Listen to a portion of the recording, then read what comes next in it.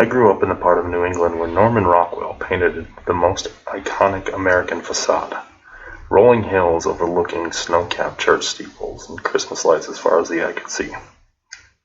My parents bought an old farmhouse in 1994. This house was built in 1894 and hadn't been updated since approximately the 1920s.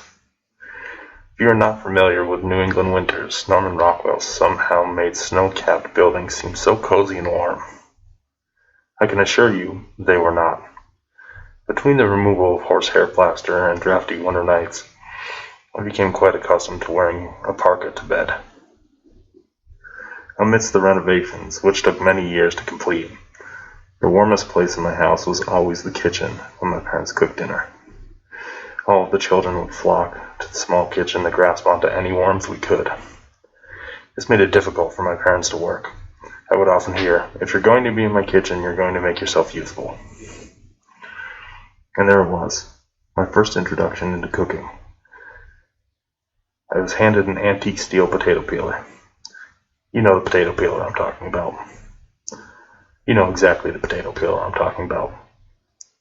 There was no safety guard, and somehow remained sharp enough after 40 years to nick your knuckles without warning. As an eager, battle-hardened 9-year-old, the cuts on my hand didn't seem to bother me. I say eager and battle-hardened. What I mean is, if I didn't peel potatoes, I'd have to leave the warm kitchen.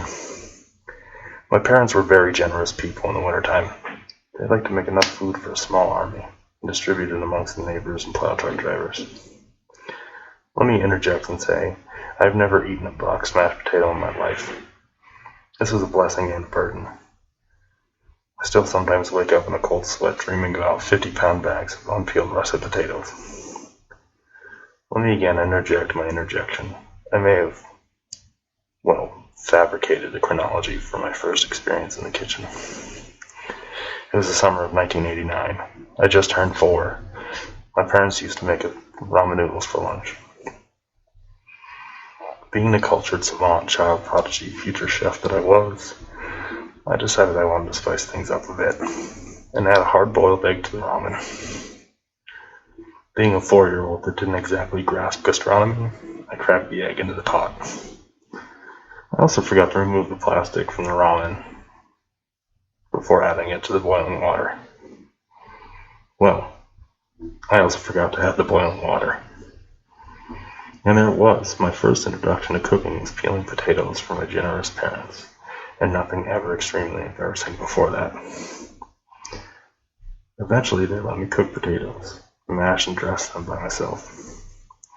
My curious, uncertain mind, I reached for the spice cabinet. This was the revelation of my culinary immaturity. I knew 3 things. Salt was salty, pepper was spicy, and garlic kept away both vampires and anyone within 6 feet of your breath. Oh, the trial and tribulation that would ensue for the next 26 years.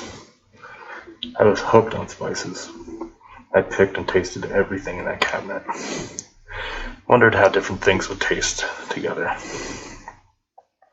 Like weird things.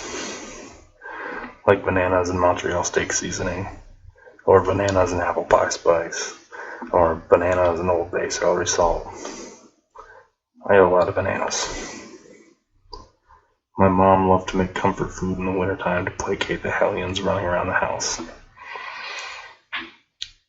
She said they were just simple recipes passed down from her family tree. In January 2011, I started culinary school and learned French cooking. I also learned that my mother's family tree was very French, and I could have saved myself some time and just stayed home.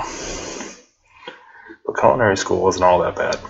I met a pretty dark-haired girl from eastern Pennsylvania and learned how to make a shoe-fly pie in hopes that she would like me. She blushed and thought it was a very cute gesture, albeit I could not take my mind off that shoe-fly pie. Wonder how it would taste with bananas. I needed more. I forgot about the pretty dark-haired girl and thoroughly began digging through regional cuisine. And from there was no turning back. I would travel the country and envelop myself until I was fully immersed in this region, and then move on, much like a science fiction novel about an alien conqueror. I blame my parents for all this. I can't imagine what I would have done with my career if they just bought a warmer house.